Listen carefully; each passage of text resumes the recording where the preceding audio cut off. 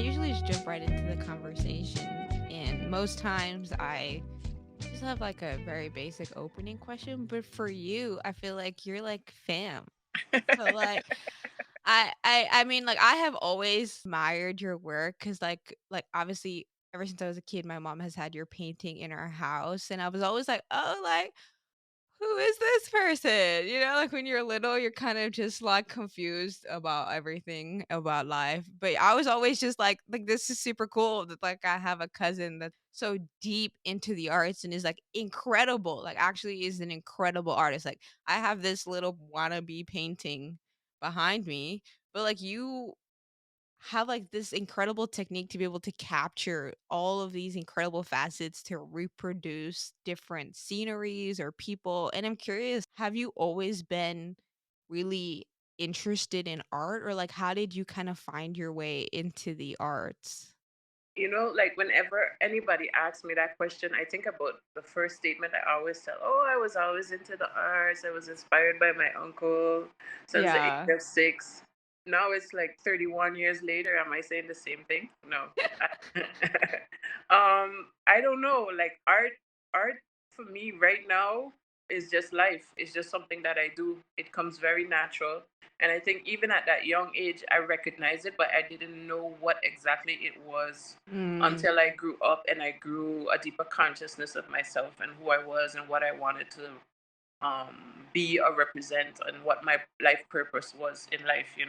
So mm. it kind of was attached to that, just self discovery and expressing myself. Art was my language, and that's how I communicated, how my feeling, whether it's poetry or paintings or anything like that. Yeah. And like when were you first like exposed to art and you were like, oh, this is fun. Like I like this. Like this seems like something that I really want to like learn more about or like get better at and like actually develop technique at, you know? Yeah. I think when I started taking lessons with Ruby Butte, I was about maybe 13 or 14 years old. Awesome. And I mean, I've always been painting and drawing, and I was pretty good at it. And I always wanted to try different mediums and explore and do my own thing. But when I started to be around her circle and understand her lifestyle and see what art did for her as an artist, that's recognized and how she lived solely from that, I was like, yeah, this is something that I could really. But yeah, I was inspired at that age, and then you grew up, and then you go through this whole life process, and you kind of disconnect from that first thought. But I always used to say I want to be an artist. I want to be an artist. 6, but understanding what that was at age 6, I didn't have no idea until I was 14, and I'm like, this is Yeah. what it is really about. And Yeah. then just growing through it, going to college and not studying art was a big thing because I had to put it on the side to get a practical job. And then when I left college my last year, I was like, nah, bump this. I want to be an artist. And then that's just where it just began. I just continued investing and exploring in the arts. Yeah, because I was gonna say, like, did you feel like the community was supportive of like trying to be an artist? Because I feel like at least when I grew up, there is a large push for like dancers on the island. Like, I feel like as a community, we do support like our dancers a lot, and I've seen like more as of late, like there is maybe more support for like our artists and recognizing like who our painters are, our poets, and stuff like that. But I feel like when you were kind of figuring out or navigating this path, did you feel like there was a lot of at least like maybe people that you could admire outside of like maybe Ruby Butte and like obviously she's always been a prominent figure, but I guess like has there always been like support in kind of like carving out this space to be like a professional artist within at least St. Martin? Well, I would like, yeah, no. My immediate surroundings was my mom and my family. They were very supportive. Outside of that, you have your art teachers, and it's like, it's a good career, but I always have a plan B because I Mm. always hear the term struggling artist, or you only really make money from your art when you die. And it's very discouraging. So that is the main reason why I don't have a degree in art, because Mm. that was my first selection. I was like, okay, I'm gonna go. I'm gonna study like interior design, or I don't even know what it was, graphic designing at this university in Florida, and that was my first pick.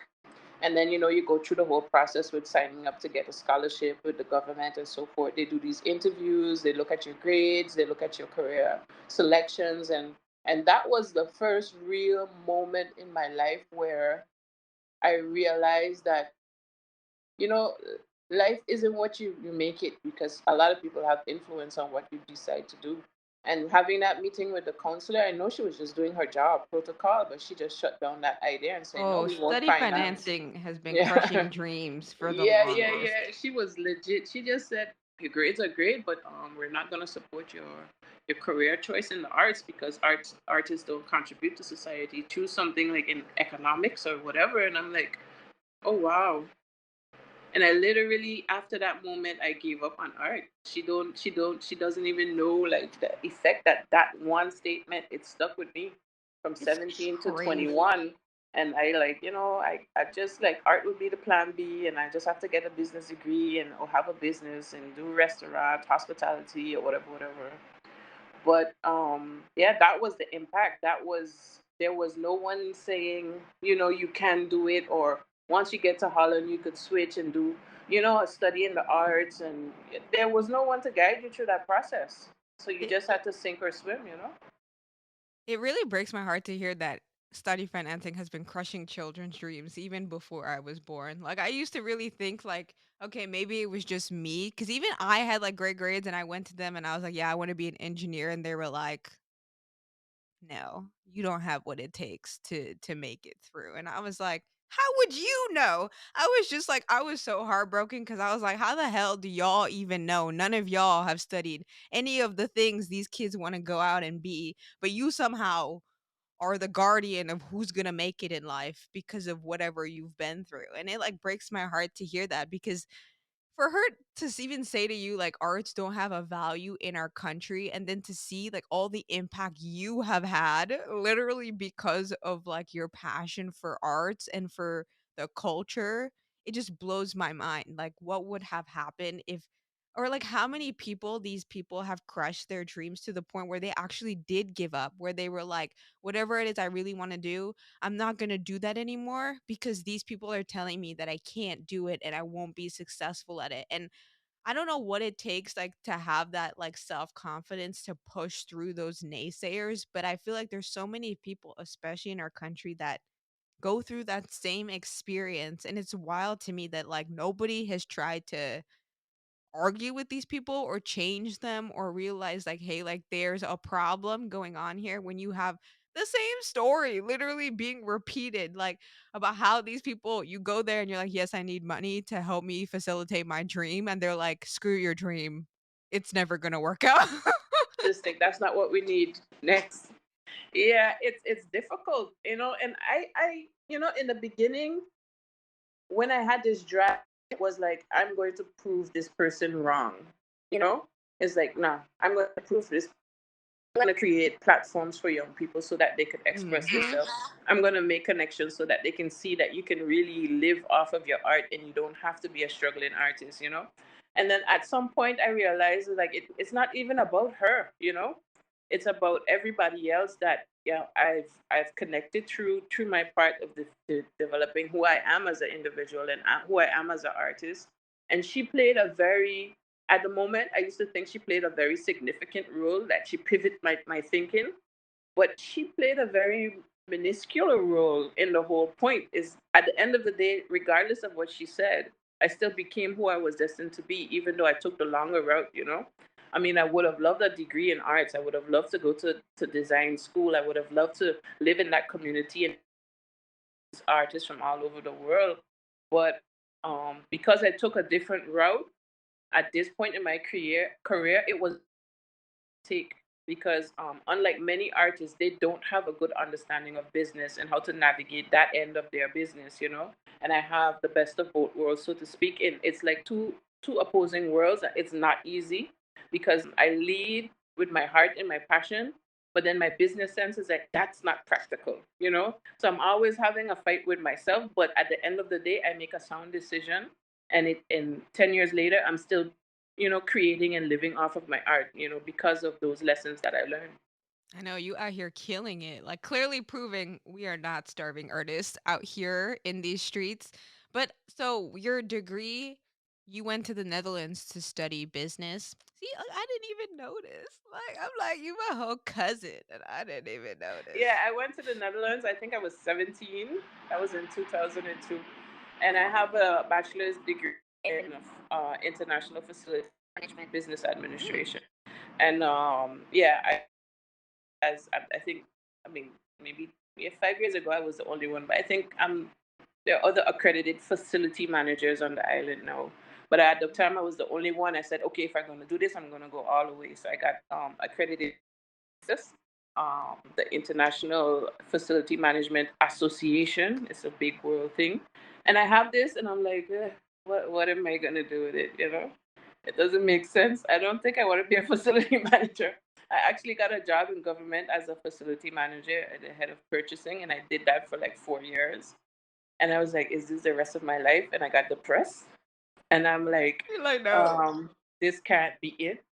And I quit my job, and everybody thought I was ridiculous because I studied the job, every the goal, and I'm walking away from what everybody's working towards. And I say, but it's not my shoes. It doesn't fit, and it feels so uncomfortable. And then I got I was already starting to paint and making a little noise in the industry. So I got a job as a creative director for Brenda Watty, and I was her designer for like about 3.5 years. Awesome. And then I started Funtopia during that process. But I say that to say this: sometimes you think you have this straight goal, like I want to be this, and you end up all over the place. But yes, you kind of end up the same place. But a lot of stumbling, discouragement, a lot of emotional trauma. But at the end of the day, you just have to just be true to who you are and what you're about, and just screw the naysayers. Exactly, exactly. I feel like that's so awesome to see. I'm happy in our bloodline, at least we have this strong belief in self. I'm like, yes. Yes, you have to know Um, who you are. yeah, That's a very exactly. important thing, because if you don't know who you are, you could easily be swayed and discouraged and influenced by people who don't really mean you well. It's like a lot of people might be clapping for you, but there are really few that really clap like with intentions. Some of Yeah, them are clapping for exactly. you to fail, and you're thinking, yeah, yeah, yeah, and then they mess you up down the line. Yeah, I feel you. I feel you.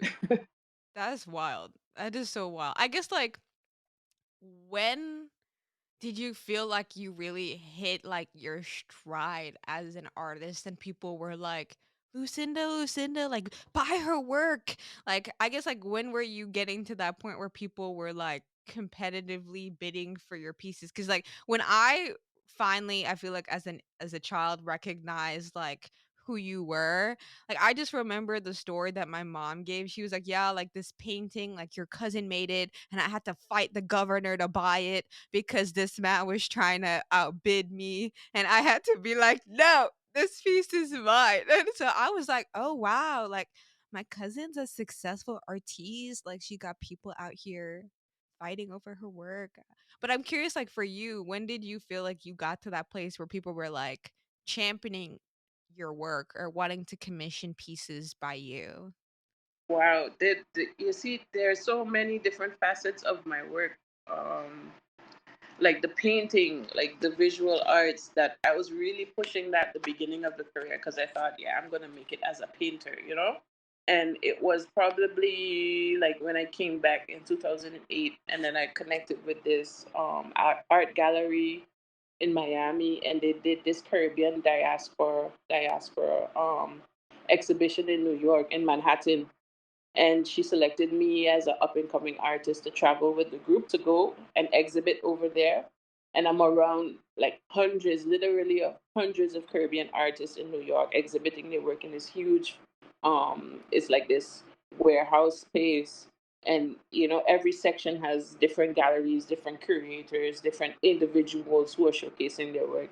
And me just preparing to go, like I had a pre-show to say, okay, these are the stuff I'm going to show, and this is what I'm going to do in New York. And I was just basically doing what you do, you promote yourself, you keep going. But I was never paying attention to the traction that I was developing behind of me, Mhm. until I got to New York, and I'm there with all of these artists. And she did her own promotion to hype it up. And I was the youngest artist on her list. I think I was 22 or 23.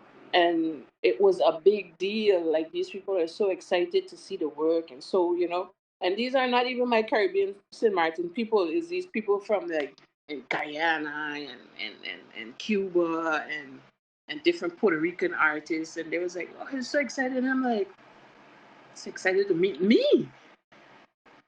So when I came home, that opened my eyes about the work I was actually doing home. And it resonated.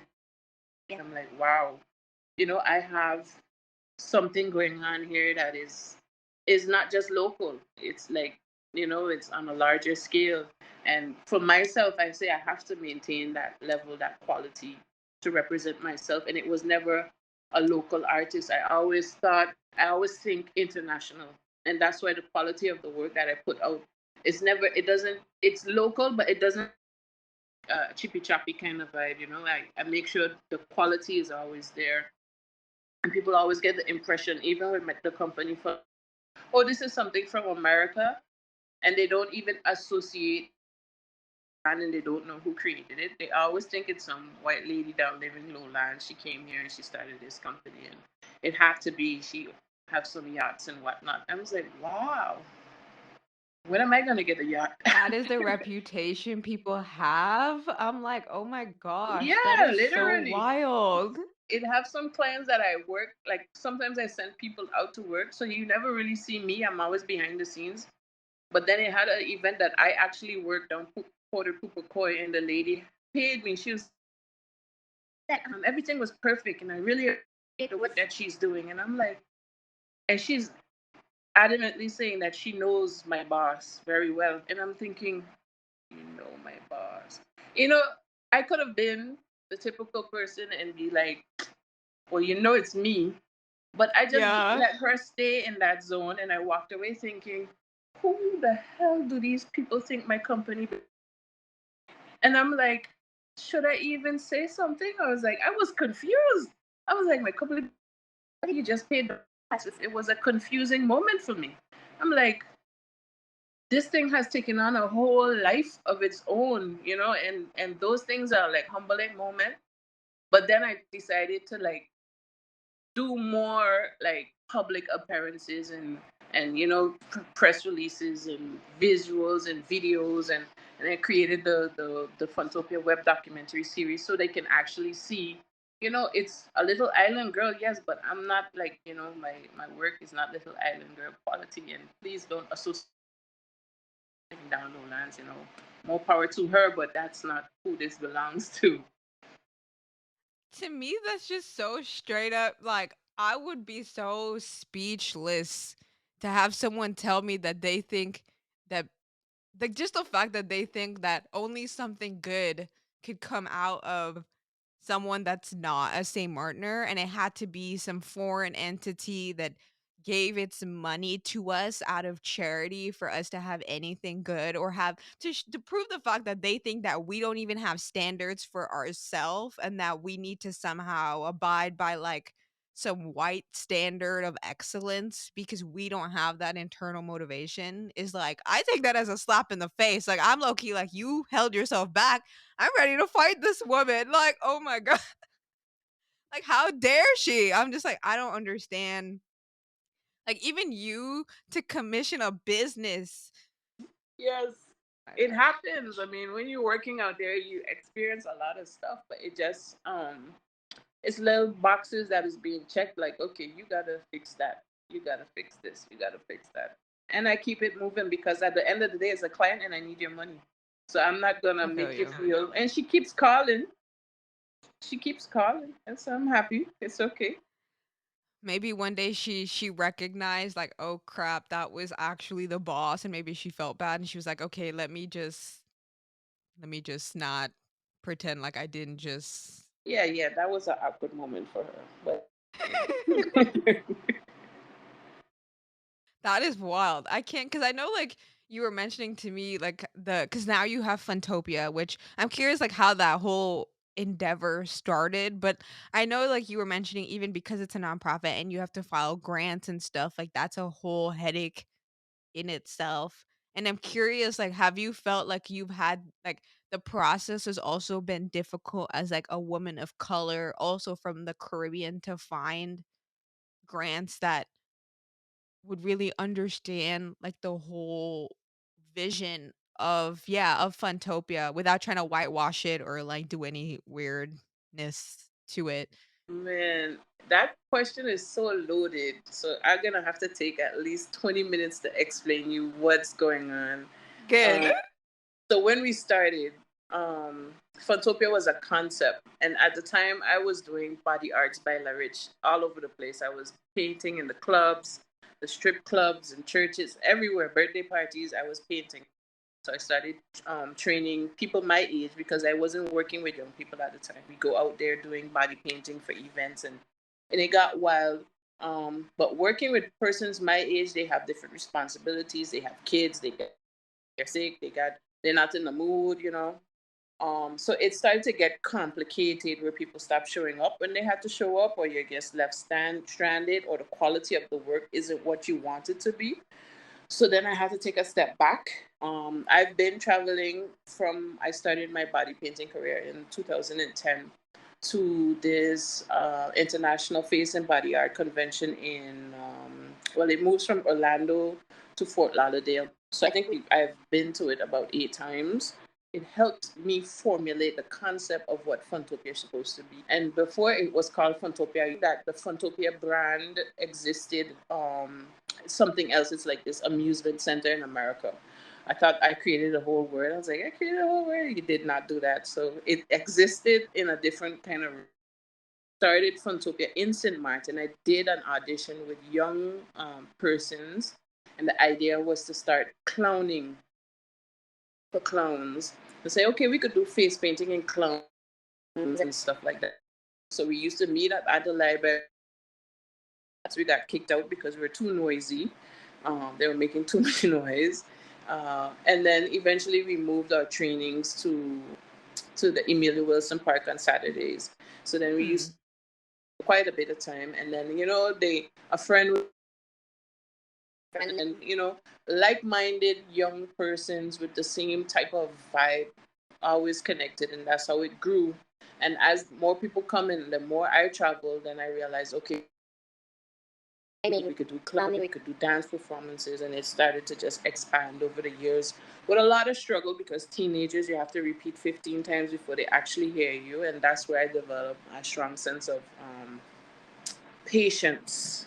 Patience of Job is there. But when we started Funtopia, we started as a business, and in that, it was the fund. There was a fund. What is it called again? It was this source fund with culture, and I can't remember the name of the fund.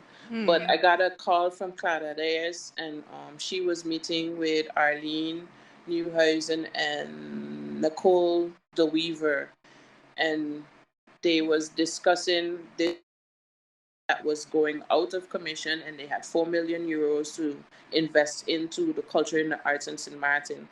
And at the time, 4 million? Oh my yeah. gosh, that's a lot. So So, you know, they were doing it in all the former Dutch Antillean island, but they specifically came to St. Martin because there's an issue where um, St. Martin organization enough projects, they're not or they're not qualifying for the project. So they had all these meetings to discuss how to write your grant, how to do your proposal, make sure you have a board. And I'm sitting there. At the time, I only had a sole proprietorship business. I did not have a foundation, Mm. which was Larich Arts, doing body painting for adults and so forth. And I was trying to boost up Funtopia to make it something else. And it was a decision to either become a foundation and apply for the grant, or just another branch of your business and just continue doing what you're doing. So I decided, because I didn't have a board, I had no understanding of nonprofit organizations, I just continue running. And what we did is, like, a large part of the process, we just reinvested it, and that's how the company keep growing. We just constantly keep reinvesting it. Mm. Up until 2014, I had a full-time job. So I was working, and my salary was basically going back to keep the business going. It's not smart, as I learned. It's not a smart business. Your personal and your private, and you have to get the business. The business has to create its own funds. Yep. I learned a lot of things that I did to build the business to what it was. I did incorrectly, but it created what it is now. And you learn through mistakes as well. So fast forward to present, because of all of the work, and we passed through hundreds of kids, and we did hundreds of initiatives for young people and do training, that it called now. You can't run it as a business anymore. You need funding. So then I got a board finally, and then we submitted, and we created the foundation, and then now it's like searching for grants and what can we do now. And I felt like I missed that opportunity, and I felt we would have been further along in 2012 had I created a foundation then. But at the Mm. end of the day, I look at these mishaps as learning curves. And if I had created a foundation then, I wouldn't have the understanding of the industry, or knowing how we could create a unique niche in the market for us. So practically what our foundation does is carved through because of what the company created. We created our own model where we have these young people. We created the platform, and we created learning opportunities for them to constantly be trained and have an opportunity to work as young apprentice and generate income. No other foundation is doing that, and that's the way. Right now, a lot of foundations do not have a strong business model, and they're failing. And what we've did, trial and error, in those 10 years, is create a business model that could sustain the foundation so that we could constantly be generating money from that sense. It's a tricky thin line between nonprofit and profit that I'm learning right now. But now I have access to funds where I can have legal advice. These experts point me in the right direction. And that's where we are now, 10 years later. Now we have a foundation. It's 3 years old right now. And yeah, we just got this grant for $73,000 to continue the work that we're doing. So I said that it's a long journey and a long process, but we're here now, and we have grants just sending us information for us to apply. So I have like 6 grants to apply for funds because of the unique niche that we created for ourselves with working with young people, and especially with UNESCO. They are very excited about a project where we're reviving one of their cultural heritage, intangible cultural heritage niches.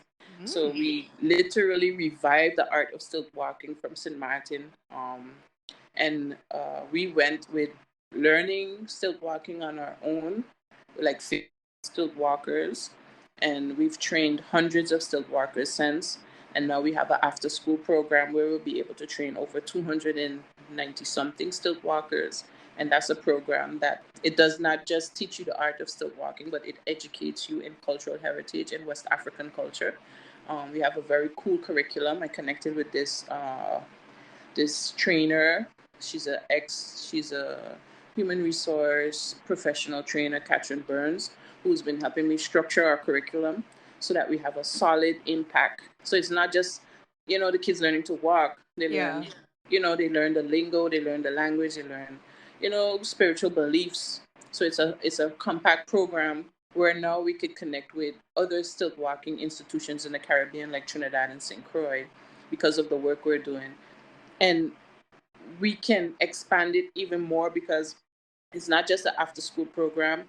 We have a branch where we're teaching young adults 13 to 27. This whole experience of everything that happened, we have a unique opportunity to rewrite our history, because in the history books of St. Maarten, that one little book we have, cultural national symbols, there's literally one line that talks about stilt walking in St. Maarten, dating back up to the early 1900s. So right now we're gonna create a documentary to write our history, write books for primary school level, high school level. Love it. Love Yeah, it. so we have so many projects just coming up. One initiative, and a lot of grants wanting us to submit so that they could support what we're doing so we could continue the Yeah. work. No, that is incredible. Like absolutely incredible. I was gonna ask you, like, how did you first figure out like that stilt walkers was even a part of our history and like actually figuring out that because I'll tell you, I don't know jack squat about anything tied to St. Martin's history or culture or anything. Like anything that I haven't just experienced myself as a St. Martiner, I couldn't tell you jack squat about anything. But I can definitely remember with clarity the events that I would go to in school, and they would have stilt walkers coming over from Anguilla to perform, and, like, you would see obviously, like, Funtopia and Carnival and, like, having all of the walkers, and, like, to me to even do that is, like, hella impressive just in and of itself to get up on these sticks and to actually move and then to dance and do all of these, like, cool performances is, like, just mind-blowing. But, like, I guess I'm curious, like, yeah, what was, like, that history as it ties to St. Martin? Or, like, how did you discover this kind of dying part of our culture that you were able to really show people like, "Hey, like this is who we are, like we should be teaching this to our people." Yeah. And it was really trial and error, like everything. I got a call from a client. They were doing this massive campaign for elections, and back then they used to make these election campaign parties like concerts. And they wanted stilt walkers, and it was like, "Oh, do you guys have stilt walking?" I said, "I know a few stilt walkers." We weren't doing it at the time. This was in 2016, I think. 2015. 14. And I called up this guy from the Capoeira group. I forgot his name. Oh gosh, don't kill me if you hear Tyrone. it. Tyrone. He said, "I'm so sorry, I'm off island. The stilt walking group doesn't exist anymore because he's living in Brazil now." I'm like, "Oh snap." I said, "All right, no problem." So I called back the client and say, "Unfortunately, we don't have stilt walkers on the island anymore." And she's like, "But Lucinda, you can do it. Can you just get some stilts and get your people to walk on sticks?" And I'm like, "Well, I guess so, you know?" So I called the group up and was like, "Anybody have experience with stilt walking?" None of them. So we had like maybe 3 weeks before the event. I brought these stilts in. They learned how to stilt walk, and we had stilt walking at the event. That's how it happened. And during the process, everything I do, I like to do research. So I said, okay, what is this whole stilt walking thing about? Let me just get into it. And I just dived right into a rabbit hole. And yeah, 6 years later, we have the largest stilt walking group. It was very unintentional. I did not go looking for it. And that's exactly how it happened. But I don't like to do anything just to do it, you know, for the cause or just for that moment. I continue to invest in creating these stills, looking for persons. I even brought in a professional stilt walker from Trinidad to work with the group so they could have an understanding of it. And it was a learning experience for me because he taught us about the spiritual connection with your stilts, and how you should treat your stilts and naming your stilts and Makojumbi culture and all of these stuff. It was Wow. mind blowing for me. And I was like, wow, this is so interesting. And I like things that intrigue me. And then it's a bit of addiction. I was like, okay, good. Let me see what type of stilts he used, what type of wood he used. How do you build your stuff? And then I Mm. have an uncle that's very good in carpentry, and then they connected, and then it went from there. We create our own stilts, the wooden ones that in Trinidad. And anytime there's anything with stilt walking, people recognize us for that, and then they always connect. So I had this guy from St. Kitts. He came over, and he was like, "Oh, the way you're doing is totally wrong. That's not how we do it in St. Kitts." And I'm like, "Oh, but this is how we were taught how to do it from this guy in Trinidad." It's like nonsense. Trinidadians don't know nothing about stilt walking. The whole cultural ego thing. And I'm like, Yeah, that's okay. too funny. That's too funny. They're like, nah, nah, nah, nah, nah, not that that, way, not that no, that's not how way. it. Yeah, like, this is how you're supposed to do it. So those opportunities I never take. I am very open to criticism, even negative, deconstructive criticism. There's something to get from it, even if it's just a little hate going on. But then it made me open up my mind on like how to construct these stills. And we have some stills that we've been using for the last 6, 7 years because they're built so strong, and they can do all kind of tricks and stunts. So because of all of that trial and error, I somewhat became a stilt walking expert. Never walked on stilts in my life, but I've trained hundreds of stilt walkers, You're and like, it's I ain't basically, gonna do it, but hey, I got the look what you have to process. do. You gotta plan, you gotta do one, two, one, two, one, two, and then just keep your eyes off the ground. And I've trained a lot of people. I did my research and I invest in that time. Those things you gotta learn how to do. And a lot of things that people aren't willing to do, I do it because I know what the end result is going to be. And I say that to say this, with the whole stilt walking culture, I'm creating that documentary because we failed to do that hundreds of years ago or tens of years ago, whatever the situation was. We didn't do it. So why not do it now and do it correctly? And anything we do, we got to make a little noise because the other islands don't believe that St. Maarten stilt walkers exist or we had anybody doing it. And because we used to be so public, just practicing on the boardwalk, I stumbled on some very interesting information with these elders. It was like, yeah, we always had stilt walkers, and it's not the St. Kitts stilt walkers that we had. When there was salt picking, people used to use stilts to cross the salt pan, where parts of the Wow. salt pan was not hardened. So they used the stilts to cross the pond to get the hard salt and then bring it back over. That is our salt. That's our story right there.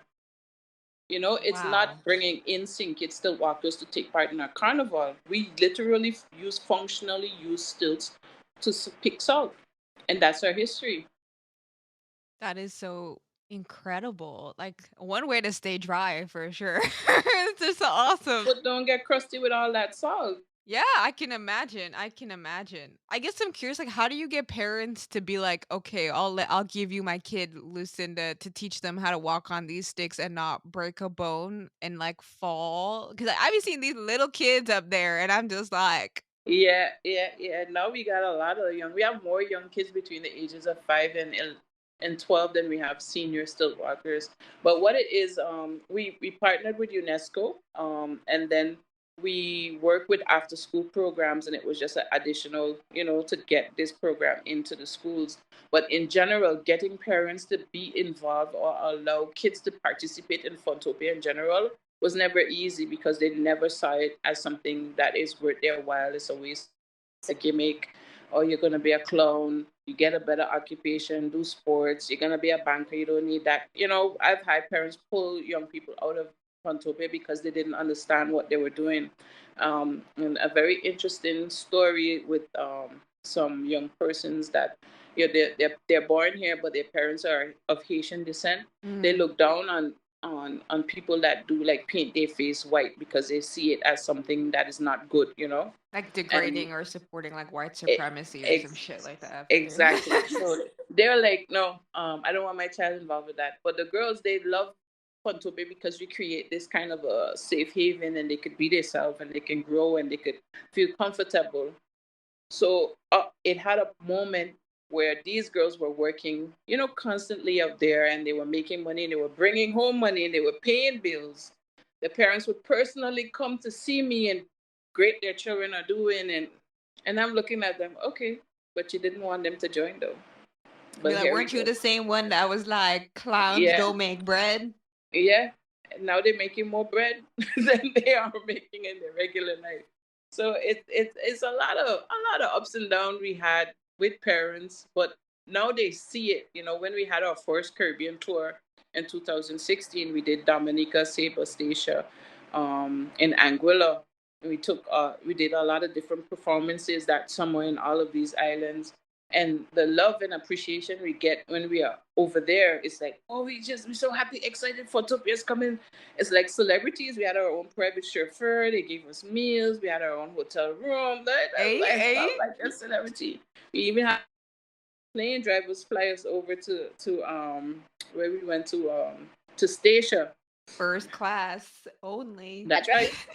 And then you think about, wow, the impact like you have on these young persons' life that never flew anywhere. And then Precisely. you open up their minds. So the parents, once they see their kids getting these experiences that they can't give them, it they encourage them to continue, and they use it as like, okay, if you're not doing good, I'm gonna call Miss Lucinda, and you're not gonna be in the. Yeah, for sure. I mean, I feel like I was in a lot of stuff in school, but I never really Because I know you tried to recruit me in a Funtopia for a minute, but like I was into boys at that time, so I was like, not Yeah, not your really mom. It was your mom. She needs to committed. get out of the house. I I was like, okay, I'll go to the library. Wink, wink. But no, I've always admired like even as a kid, like seeing your institution. Anytime I went to an event and I knew like Funtopia was there, there was like a part of me that was like, "That's my family." Like, that is lit. Like, I just felt like this, like, pride because 'cause I'm like, "Well, that is my family out here running things, changing culture, having impact." And, like, even as a kid, like, I remember, like, distinctively in carnival where there would be clowns, that were black clowns that would make, like, balloons and all of these things for kids, and it's, like, small things like that, but you don't really realize, I think, until you're older, like, what an impact that has on just your upbringing or your sense of community or your sense of belonging in a culture. And like when I leave and I hear about like other people's stories of their upbringing or at least like how their countries value their culture, and then I look at St. Martin, I just always feel like there's so much more room we have to grow. And that's like so much opportunity for us to really just like show the world our voice as St. Martiners because I feel like we are freaking awesome. Like I feel like I never understood why like people never value just like who we are and what we have to give because I'm like guys, we're literally awesome, like all of us, from the way that we talk to the way that we behave, the way that we interact with each other, even if we don't look the same, like that is awesome. But it never really like most people will get their dreams crushed and they'll never have the opportunity to see what it could become. Because like, I have no doubt Funtopia will be all over the region, getting events maybe in Europe, America. You have fleets all over just, like, doing spreading St. Martin's culture because, like, like, how in Florida and Canada, they have, like, those pretend, like, carnival events to, like, mimic Caribbean culture? Funtopia could totally be a part of that, and you have stilt walkers that bring our culture so that people recognize the Caribbean is not just Jamaica and Trinidad. Like we exist, like we here too. But like of all the students that have passed through Funtopia, I'm curious, like, because now you have like an alumni network almost, because you have kids that are already they're in college right now or they're done college, and I'm curious, like how has like or at least like how have you felt like their impact or Funtopia's impact has been on them? Because I noticed like a lot of the people that I know that have been in Funtopia, they're like radio hostesses now and they're like all married or like they're out here, being dancers, choreographing for all sorts of different brands overseas. And I'm sure like that must feel so good to know that you're helping push these kids to figure out that they can feel empowered to go after whatever it is they wanna do, and there's a way. It's only when you take a moment and you look back and you see like the impact of what you've created, the inspiration. And I maintain contact with everybody. I don't know how I do it, but I always like say, hey, how what's going on, or whenever I visit, to see what's happening now, or they want to work, and they fall right back in, they fall right back in, and it's amazing. Like the first group that we had from 2012, most of those young men, it was a specific group. They used to do breakdancing on the boardwalk, and then they skateboarding. There wasn't the usual Caribbean boys. They're in Holland and they're doing massive stuff. They're doing crazy stuff. Like James. James is doing great stuff. He's choreographing and he has his own dance school with his partner. And Tristan is just Yeah. touring all over the place, dancing for like big events and big sponsors and things like that. And Selena, whenever she comes, and I really appreciate Selena because she is a speaker and she likes to motivate the young ones, and I always use her story to tell them, you don't know where you're gonna end up. You know, I have you doing little like performances locally, but at the end of the day, I'm giving you a life skill that you could take wherever you go in the world. And if, in a small island, you're thinking like, well, I ain't going nowhere, so I'm not. It doesn't resonate. And Selena, she started still walking with me, and now she has her own company in Europe where she still That's walks. lit. She travels to Belgium, and she's in the a professional dancer. She has a degree in dance, but her competitive edge is still walking. There's no one that can stilt like her, because she has that fluidity from dancing, and then she does it on the stilts. So she gets these amazing gigs all over the place in Europe, and she all reconnects us. Like, you would send me pictures or tell me you wouldn't believe what she just did, and she's so appreciative of what I gave her without knowing, unintentionally. Just meeting her as an individual, do this, and you doing it, and now she has a career, her own business doing it. There are a No, lot of that's stories like awesome. that. That's so Yeah, awesome. That's and we okay. So I have. remember seeing her talk about like her circus gig, and I only danced with her for a little bit at the motion school, but no, she's phenomenal. And she's always Yeah. been, I feel like, has a great spirit in general. Yes. Yeah. Yeah. Yeah. Yeah. Definitely. Definitely. And it makes me very proud to see, my life legacy. God forbid if anything has to happen to them, whatever little significant moment they experience, they would always remember that, and they would continue. I don't know who would carry on the burden of Funtopia when I go, because it's a heavy one. Because I realize not a lot of people have patience with teenagers. One parent came up to me and she was like, she doesn't know how I do it. I could be so chill that I could relate to them on whatever level they're on. But they have such a level of respect for me, because when I get serious, everybody straighten up. Like, I'm like a very strict person when it comes to discipline and so forth. But I play the line very well. I dance between, I just chill and then get real serious, and then they know what time it is.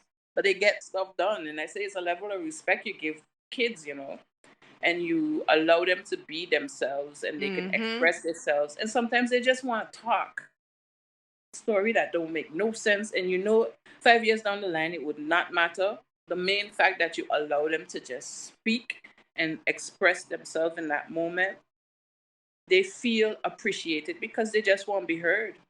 And I listen. I have so many stories in my head. I think, when I retire, I'll make some really great books. Because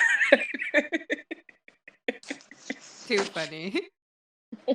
Teenage tea is the best, I swear. I swear. Everything is life is over and she take my man and he don't like me and it's a whole I swear, it's a whole reality TV show in it of itself. Like it's just but that is so awesome. I think it's great for teenagers, especially on the island, to have people that they feel like won't judge them for being who they are, because I feel like that there isn't, as much as St. Martin is a friendly island and like we have this whole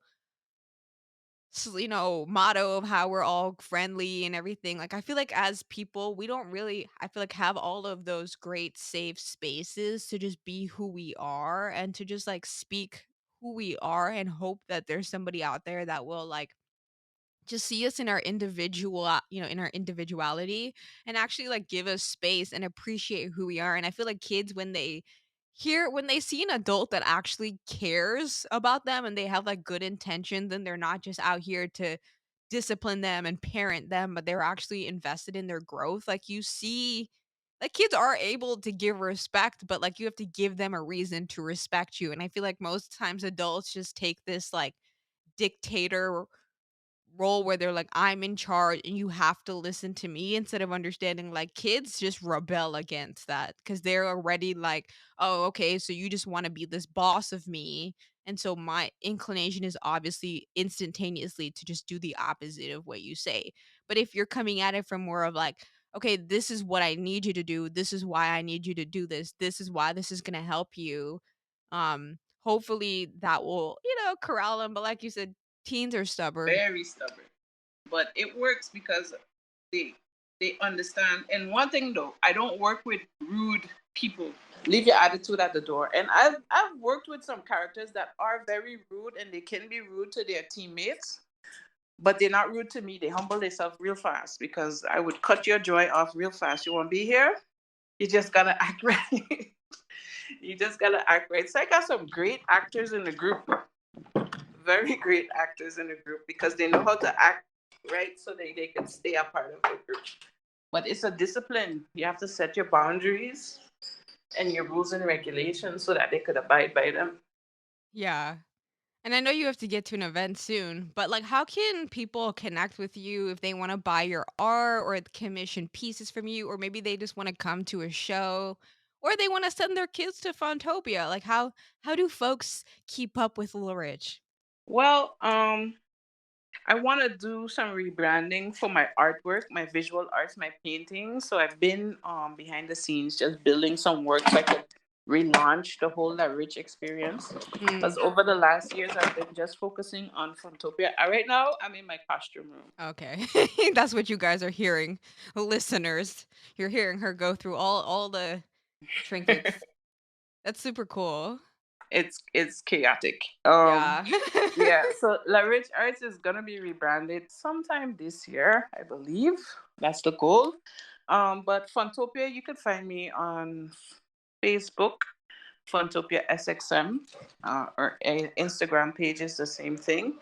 And then for the foundation, if you're between 5 to 12, you could definitely register on our Funtopia page. It's FYI Foundation SXM. We have like online registration forms.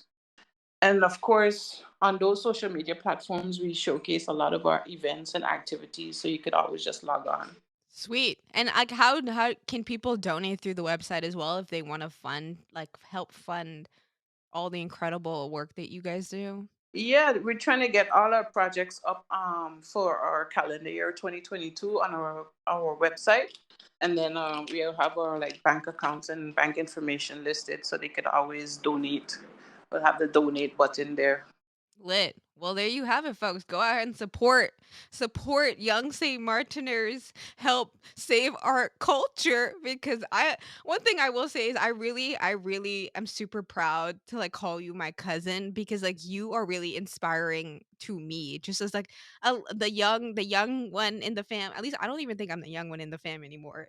Our cousins be having babies out here, but like I'm just like I feel so proud because I'm like I it makes me so happy to know that there's people out there really fighting for our culture because I feel like if we don't fight for it, it's just going to die or dwindle away or just get forgotten. And to me like everything about St. Martin is something worth being protected and valued, and it makes me so happy as a young St. Martiner to know that we have people out there that are like really championing our culture, that are fighting to preserve it. And I want you to know like I'm always here in the background lurking, but like just in awe of all the amazing things that you do because it's so important to our culture. And I don't know if people tell you this enough, but you are a cultural icon, okay, out here just showing the world what it means to be a St. Mariner and why it's so special. And I really, really and truly appreciate that. So please continue fighting the fight. I know it's a hard one and there's so many annoying people in the way, but it's so important. Like it's so important. And I hope hopefully as the years go on, more people realize like how valuable what we have is. Because trust me, when you're not in St. Martin, like I'd be desperate for anything tied to the island. I swear. I can imagine, yeah, but I appreciate it. I appreciate the energy that you're giving me because that's what like kind of fuels it. Is like sometimes you wonder like what are you doing all of this for? And you think about your legacy, what you want to leave behind. Because those before me, whatever they left, they were doing it with the same intention. That's why we know what we know now. And what if everybody that's doing something like beautiful and amazing have that same intention? St. Martin could be even bigger than Jamaica. I'm just putting it out there because I mean, I believe it. we talented. We have our Bob Marleys over here too, But Preach. yeah, it's all about love for self. Number one, who are you? And I'm a St. Martin person. I'm from St. Martin. And love for country. And I hate when people say, "Oh, St. Martin don't got no culture." And I'm like, that's not right. We have so much culture that you don't see it because you don't want to see it or you have no understanding of what culture is. But Preach. St. Martin has so much. It's unbelievable because I'm working in that realm. Every day I'm seeing something amazing pop up. Every day. And it's because they're not seeing it. It's not like plastered. Can the government do more? Of course, they could do way more. But at the end of the day, we We are gotta do resilient it for people, we. We and we gotta do can't it for rely on the we. government exactly. And especially if they're changing every they're changing every few years. They don't have the time to execute what they really want to do. So it's like it's up to the people, because at the end of the day, the 100%. people is not changing. We are not changing. This is our home. We're not going anywhere, and there's no dollar bill connected to our national pride of who we are. We do it because that is who we are. It's not because they're in a position to do it and they get it paid. We have to do it because we have to live, we have to survive. And at the end of the day, I will always be me, and I would always invest in the youth, because this is our people. And if we don't have that national pride, we don't instill it in our young people, the cycle will continue. Oh, they don't know nothing about the country. They're not patriotic. We're not nationalists. It's like, did you try to teach them? You try to have a conversation with them about our history? Did you give them TV shows to learn about their culture? No. So what did you expect? Like, I 100% agree, which is why I do this podcast, which is why I'm trying to build a YouTube channel, because I want to do it for our culture, like more than anything. Like, we need it. We need it. Like, Our people, for the youth, exactly. them. Exactly. We do it for Exactly. tomorrow, because we have to create the reality we want to exist in. And I'm so happy Preach. that God gave me that opportunity to live the life I can't do the 9 to 5. I tried. It's not for me. Like, it was killing my soul. I was I was- depressed. I can't do it. I feel was that. dying. And all my bosses, they love my work ethic. I do really good work, but I can't sit behind the computer and do no work for you. Let me sit outside on the beach and do that for you. I'm happy, but you're gonna leave me do it. So I gotta go. So that's that. That's that.